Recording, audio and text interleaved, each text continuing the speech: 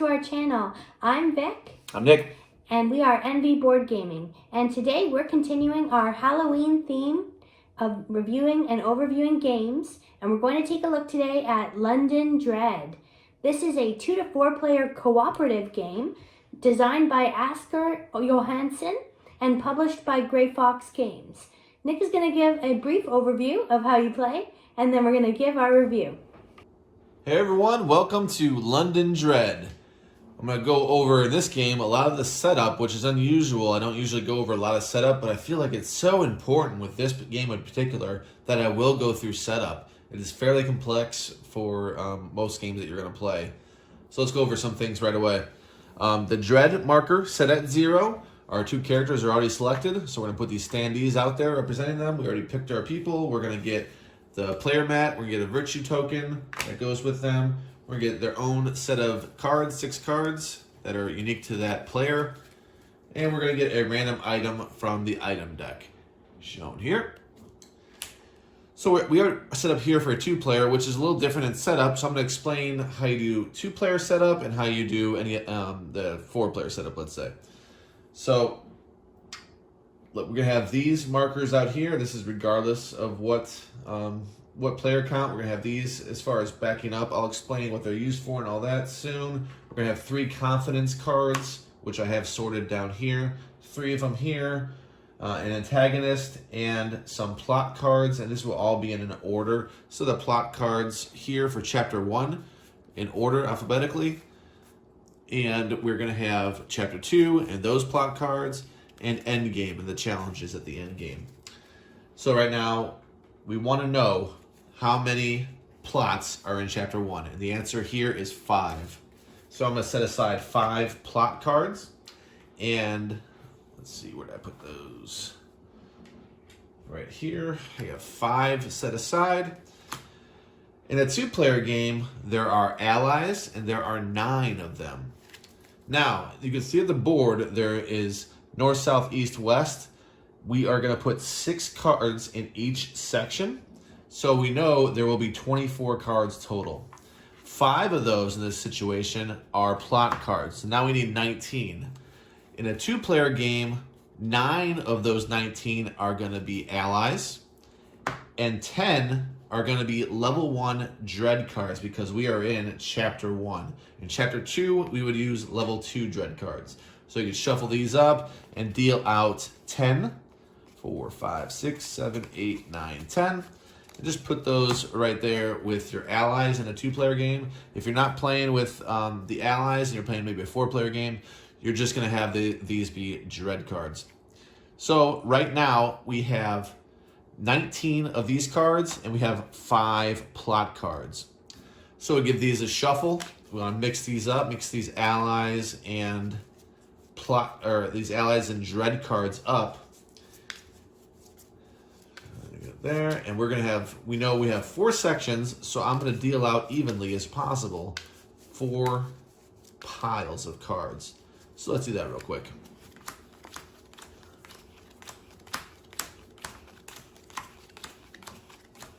And then this way we know we're getting 2 plot cards here and 1 on the rest. Boom. So now we have 6 in each one. So I'm going to shuffle these all. And since there's 5 and not 4, I know this pile has 2. We're going to have to mix these up really well to know, so I don't know which pile is the one that has 2, because that would take away from the experience. It'll make it a little easier on us. Well, I don't want to know which one has that. But I'm just shuffling these up just so I don't know where the plot card is in any of these. Once I'm done shuffling, I will deal out to the board here. Shuffle them up, and last one. Good to go. So now, normally I would go ahead and deal all 6 of these. I'm just going to do 1 area just so you get a little bit of the feel. I would normally mix these up so I don't know that this one has 2. But I know this one will have 1 in this situation. Normally I would not know that at all. So I would be doing this on all the areas with all of these. So you can just kind of picture that would happen. And what we're going to be doing with all these spread out, once the app, there's an app for this game, it'll do a little story. If you want to use that, I would recommend getting that. It's free. You'll pick a difficulty, which is how much time you guys have to program, you and your teammates have to program in this cooperative game, what you're doing. So right when that timer starts, you're going to start flipping cards and trying to uncover plots and getting allies in the case of a two-player game. So the timer would say begin, it would count down, and you're going to start revealing these.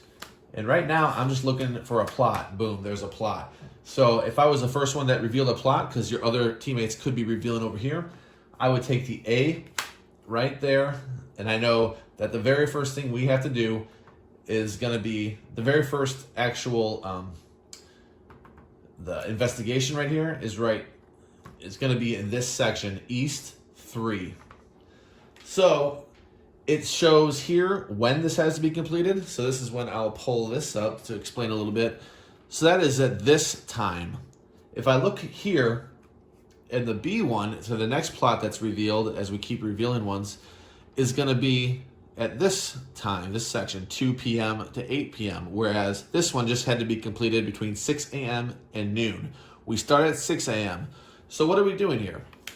What we're doing is when all this is revealed, you're going to look to see what cards you want to ally with if you're doing allies. You're looking to see what cards you want to try to defeat.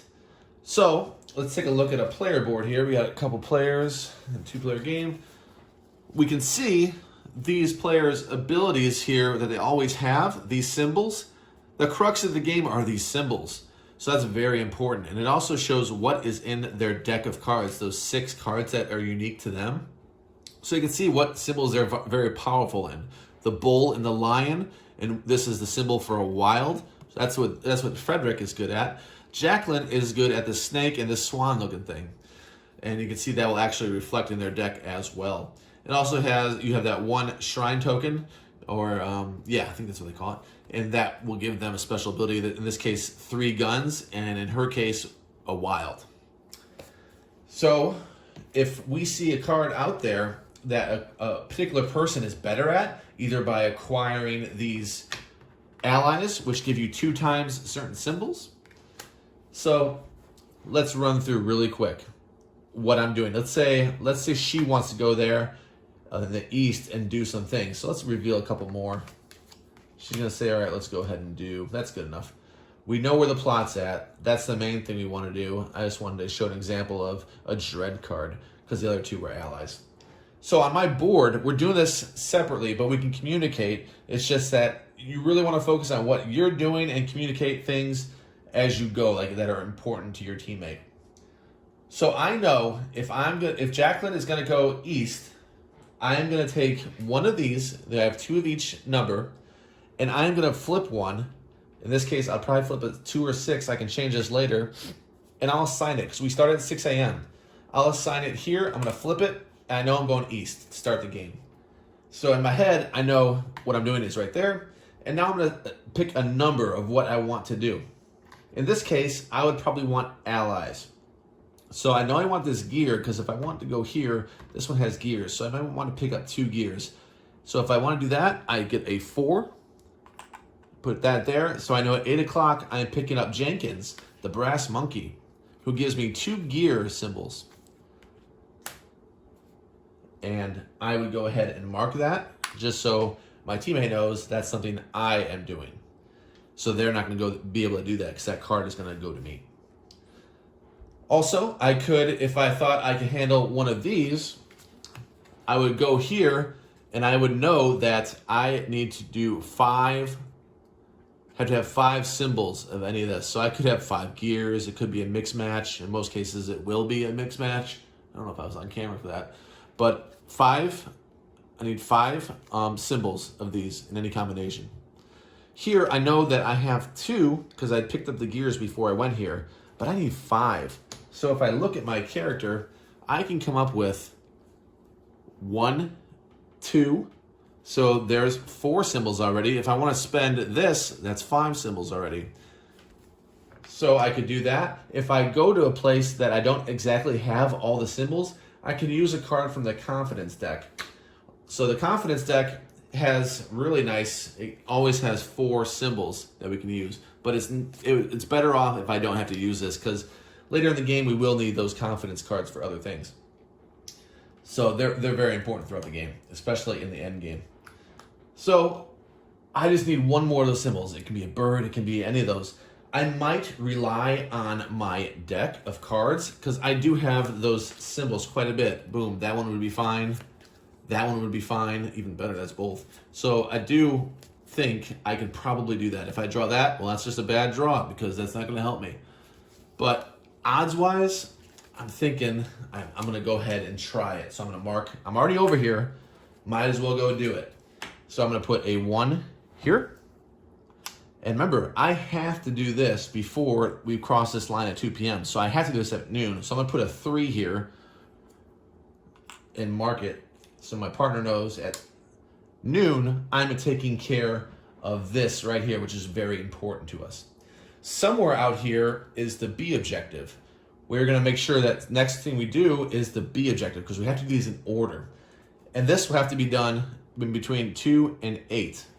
You'll notice that D, the next one out here, is at night, so that one has to be done at 10. It couldn't be done at 8. We know it has to be done in this time frame. Also, E, the last one of this chapter, needs to be done at night. So it will have to be done between 10 and 8, but it will have to be done after the D card is done. So to do these right here, if I'm going to do A right there, I need these, but it's a little different when you're at these lettered ones. You're rolling dice. So as many symbols as you match here, you're rolling that many dice, and you're going to do what it says at the bottom. Either raise dread, which would be 3 for these skulls right here, if I were to roll 0 successes. If I roll 1 success, I'm in the clear. And if I roll 2 or more, I get a free positive action on plot B. So I would put a chip out there so we know that you're going to get a positive reward and not a negative. And that would be one of these chips right here. So B's not out there, but if it were and I rolled enough, I would put one good hit on it, which is a very positive thing. So I would look, since I'm doing this, at this stage, I have 1 dice I'm rolling, 2 dice I'm rolling, and is that it? Because, yeah, that's it. 1, 2, unless I spent my virtue. If I still had my virtue, that would be 3. I would also get to do one of my cards, which would help me a lot too. I would take, let's say I had 4 by virtue of a card I drew. I would roll these dice. Now in this situation, that's very good. It's not likely you're going to roll 3 successes when you roll 4.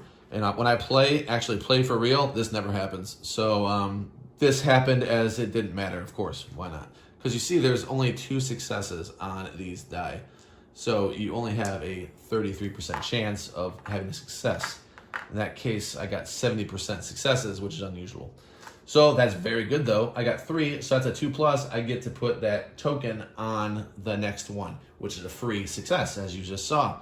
So that's very good. I already know I have 1 success on the next one. That's great. So you're gonna do this, and you're gonna play the whole round out based on programming. So you're gonna run through this. So the first thing you're doing is you're looking at the board, seeing what needs to be done, what you're gonna have to be able to do it. If I wanted to move anywhere else, I just look at the directions. So I have to flip one of these, so I haven't used a 6 yet. I'm not going to use a 6 here. I might go and do the west area after that at 2 p.m.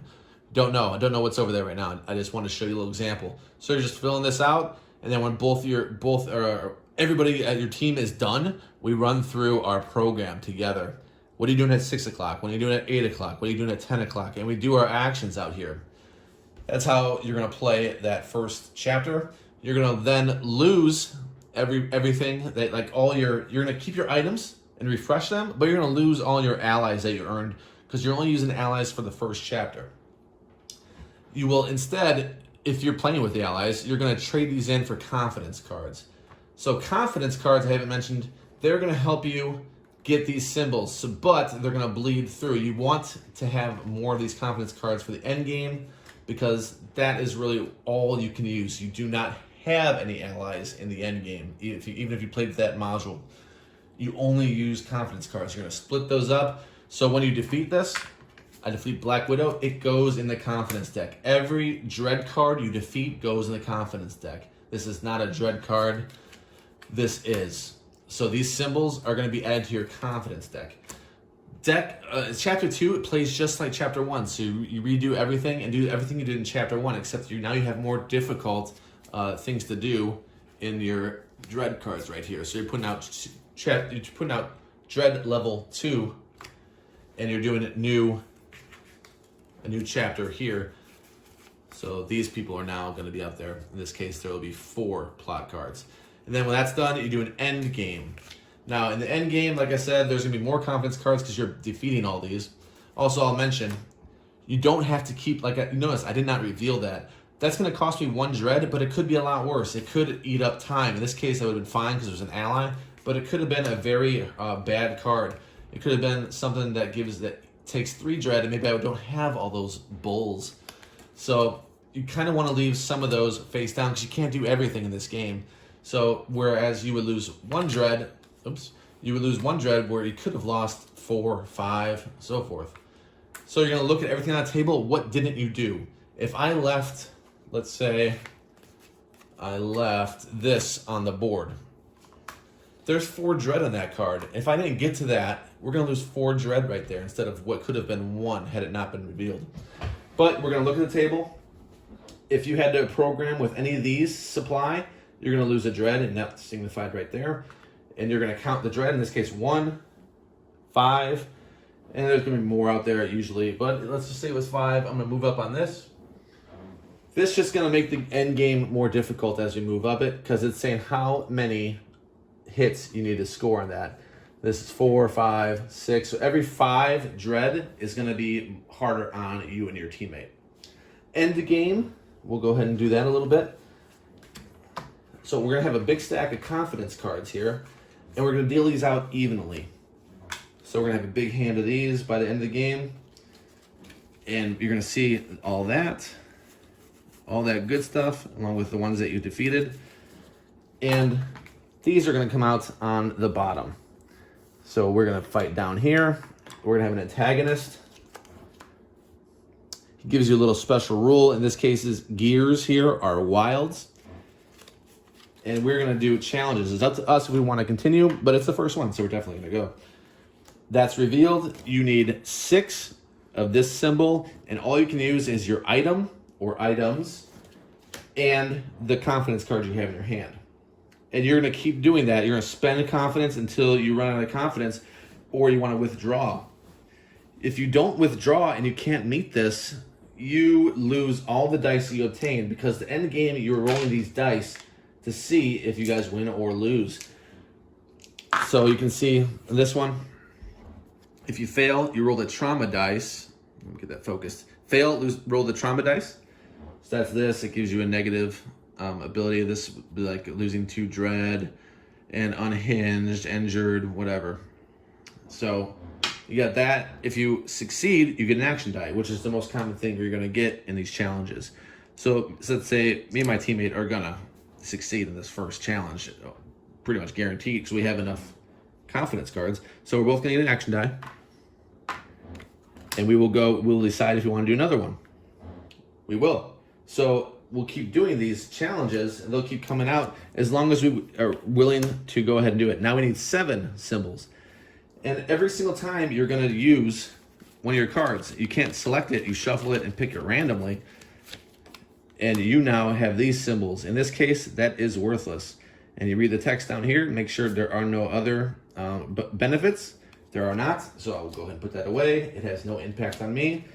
Does my symbols here have an impact? Only the wild. So I need to come up with 6 more in my confidence cards to see if I can defeat this.